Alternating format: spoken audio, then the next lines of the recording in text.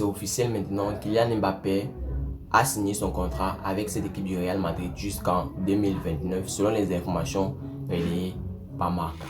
Salut les gars et bienvenue sur Actu Sport Live. Moi c'est Wilfried. Ici je vous donne toutes les actualités récentes de cette équipe du Real Madrid. Je vous donne mes avis concernant cette équipe madrilène. Alors si c'est un sujet qui t'intéresse, n'hésite pas à t'abonner et à activer la cloche de notification pour ne manquer aucune de mes prochaines vidéos. Je vais commencer maintenant cette vidéo avec le Real Madrid qui a été plutôt tenu en échec hier face à cette équipe du Rayo Vallecano. Un but partout. Un match au cours duquel Toni Kroos célébrait sa 450e apparition avec cette équipe du Real Madrid. Et bien les gars, ça fait déjà 450 matchs entre le Real Madrid et Toni Kroos. Maintenant, Eduardo Camavinga, suite à son carton jaune qu'il a reçu face à cette équipe du Rayo Vallecano, il sera indisponible pour notre prochain match face à Séville. C'est plutôt une mauvaise nouvelle pour cette équipe du Real Madrid, sachant le niveau de Séville et sachant que le Real Madrid présentement a besoin de ses gros cadres pour affronter de grosses équipes. Maintenant, il veut continuer ici avec Arda Güler qui a une fois de plus eu la chance d'avoir quelques minutes de jeu dans cette équipe madrilène.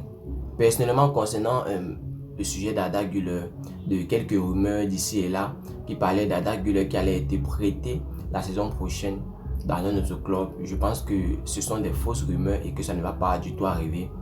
Voyant la manière dont Carlo Ancelotti prend Arda Güler, sachez bien ici que Florentino Pérez a déjà dit à Carlo Ancelotti d'oublier l'offre qu'il a reçue venant du Brésil et qu'il a son contrat sur la table pour une prolongation d'ici la fin de saison s'il veut bien. Donc du coup on aura droit à un Carlo Ancelotti dans cette équipe du Real Madrid pour quelques années encore. Personnellement, je pense que Carlo Ancelotti aura encore au moins 2 ans dans cette équipe madrilène avant de, s'il veut, quitter cette équipe madrilène. Les 3 derniers buts qu'ont encaissé cette équipe du Real Madrid lors de ces récents matchs, et bien les gars, tous ces derniers buts là proviennent des anciens joueurs de cette équipe madrilène. Je vais présentement vous donner les noms des 3 joueurs qui ont marqué les 3 récents buts qu'a encaissé cette équipe madrilène. Le premier but a été marqué, en fait le but contre le Rayo Vallecano a été marqué par Raúl de Tomás qui était un ancien joueur de cette équipe du Real Madrid. Marcos Llorente qui lui aussi était un ancien joueur de cette équipe madrilène. Et le 3e et dernier but a été marqué par Javier Muñoz qui est lui aussi un ancien joueur de ce squad madrilène. Et bien les gars, c'est surprenant que ce sont nos anciens qui se retournent contre nous en nous marquant quelques buts. On va dire ça, les 3 derniers buts qu'on a encaissés, et bien les gars, ça provient de nos anciens joueurs. Mais sans faute, restons professionnels et ils doivent rester professionnels parce que c'est pas parce que vous avez joué pour le Real Madrid que quand vous allez affronter le Real Madrid, vous n'allez pas jouer à 100%, vous devez vous mettre à 100% parce que vous êtes un professionnel et vous devez tout donner pour gagner avec l'équipe avec laquelle vous jouez. Maintenant, je vais parler maintenant ici des hommes du match du Real Madrid. Et bien, hier, José Mato est monté dans la hiérarchie, bien monté dans le classement des joueurs qui ont eu le plus de titres d'homme du match. Et bien, le premier sur la liste, c'est Jude Bellingham qui a, depuis le début de saison, gagné 13 titres d'homme du match avec cette équipe du Real Madrid. Le deuxième, c'est Vinicius Junior qui lui a déjà gagné 5 titres d'homme du match. Le 3e, c'est Brahim Diaz qui lui a déjà gagné 4 titres d'homme du match depuis le début de saison. Et José Mato est monté présentement devant Rodrigo avec 3 titres d'homme du match. Rodrigo est 5e sur la liste avec juste 2 titres d'homme du match depuis le début de saison. Après le match d'hier qui a opposé le Real Madrid au Rayo Vallecano, Ancelotti a fait notamment une conférence d'après-match et il a émis quelques mots à l'égard de Luka Modric. Maintenant, je vais vous partager avec vous ce que Carlo Ancelotti a dit sur Luka Modric dans sa conférence de presse d'après-match. Il a dit ceci: Luka Modric, il était très bon avec le ballon, il était le meilleur. Il a essayé d'aider, très bien placé en défense, le Luka Modric de toujours. Et bien les gars, Luka Modric a été plutôt spectaculaire lors du match face au Rayo Vallecano, sachant que Luka Modric a présentement un gros manque de temps de jeu avec cette équipe madrilène. Tout porte à croire que Luka Modric va quitter le club en fin de saison parce que les nouvelles ne font que venir que le Real Madrid proposerait le dossard 10 à Kylian Mbappé dans cette équipe madrilène.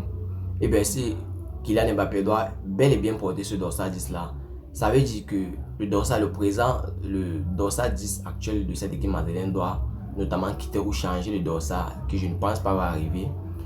Ça veut dire que on va probablement voir un Luka Modric qui va se séparer du Real Madrid en fin de saison, mais pas n'importe quel prix. Il va quitter en tant que l'un des joueurs les plus titrés de cette équipe du Real Madrid. Maintenant ici je vais parler du dossier Leny Yoro. Le Real Madrid est présentement en train de causer avec l'entourage de Leny Yoro, ce défenseur central de Lille. Et bien tout sera encore ouvert dans ce dossier Leny Yoro.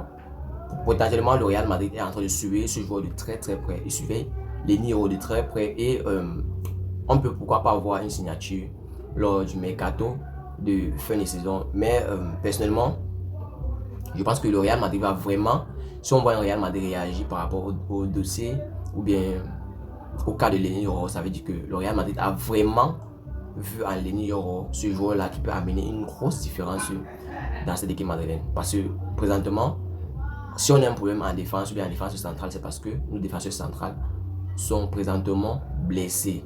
On a Eder Militao qui est blessé, on a Antonio Rudiger qui est présentement blessé et on a aussi un David Alaba qui est blessé. Donc si Leny Yoro revient pour cette défense centrale du Real Madrid, ça veut dire que le Real Madrid compte probablement se séparer aussi d'un défenseur central lors du mercato. Et bien les gars, selon quelques informations que j'ai reçues tout à l'heure, Achraf Hakimi serait sur le point de quitter ou bien voudrait bien quitter cette équipe du Paris Saint-Germain. Manchester City et le Real Madrid suivraient son cas de plutôt près. Je vais ici parler du Real Madrid. Si Achraf Hakimi a jamais, bien si le Real Madrid voit Achraf Hakimi une opportunité sur le marché de transfert, et bien moi je suis totalement d'accord avec, parce que pour ceux qui suivent la chaîne depuis, vous devez savoir que je suis un gros fan des cracks et des joueurs qui jouent le ballon rapide. Parce que Achraf Hakimi, tout comme Alphonso Davies ou bien Vinicius Junior, c'est un joueur qui est super rapide, j'aime bien son jeu. C'est un super bon latéral dans cette équipe du Paris Saint-Germain. Et si vous potentiellement rejoindre cette équipe du Real Madrid, je ne verrai aucun inconvénient. Personnellement, c'est un gros joueur. Notre crack Endrick a une fois de plus marqué encore un but avec cette équipe de Palmeiras au Brésil. Et bien les gars, présentement, puisque jamais notre crack Endrick ou bien notre jeune pépite se porte super bien. Et nous espérons que ça va continuer comme ça jusqu'à sa signature lors du mercato d'été, parce que n'oublions pas que si jusqu'à présent le Real Madrid n'a pas signé Endrick, c'est parce que Endrick doit atteindre sa majorité avant de pouvoir signer ce gros contrat avec cette équipe du Real Madrid. Maintenant les gars, je vais parler ici du dossier ou bien du cas qui vous amène tous ici. Selon les informations relayées par Marca, le Real Madrid aurait signé Kylian Mbappé pour une somme de 20 à 25 millions d'euros comme salaire, 50 millions d'euros de primes dans la signature, et sa présentation se fera entre l'Euro et les Jeux Olympiques. Et bien les gars, le feuilleton, bien la saga Kylian Mbappé serait vraiment en train de toucher à sa fin, parce que pour ceux qui connaissent Marca, c'est une superbe grosse presse sportive espagnole, et si ces informations viennent de Marca, ça veut dire que ces informations sont, je peux dire, à 90% vérifiées, jusqu'à ce que le père des informations, Fabrizio Romano, fasse une publication à ce sujet-là. Et bien les gars, Marca a annoncé que Kylian Mbappé aurait signé son contrat avec cette équipe du Real Madrid. Un contrat qu'il a reçu notamment depuis janvier même. Et bien, selon Marca, il a déjà signé 20 à 25 millions d'euros de salaire, 50 millions d'euros de prime à la signature, plutôt que les 100 millions d'euros que j'avais déjà annoncé plusieurs fois ici. Et bien les gars, on va probablement voir un Kylian Mbappé dans cette équipe du Real Madrid. Présentement, nous sommes plus que sûrs que cela. Kylian Mbappé va bel et bien rejoindre cette équipe madrilène. Et bien les gars, c'était tout pour cette vidéo. Si tu as suivi cette vidéo jusqu'à la fin, merci. Laisse-moi un like, ça fait plaisir et c'est totalement gratuit. Abonne-toi et active la cloche de notification pour ne manquer aucune de mes prochaines vidéos. C'était Wilfried pour vous. On se voit dans une prochaine vidéo. Mais avant de terminer, n'oubliez surtout pas de continuer à soutenir la chaîne en vous inscrivant sur 1xBet en utilisant le code promo de la chaîne Actu Sport Live. Il y a le lien en description pour ceux qui veulent utiliser le lien. Cliquez sur le lien, vous inscrivez. On se voit dans une prochaine vidéo. Ciao, bye bye, peace.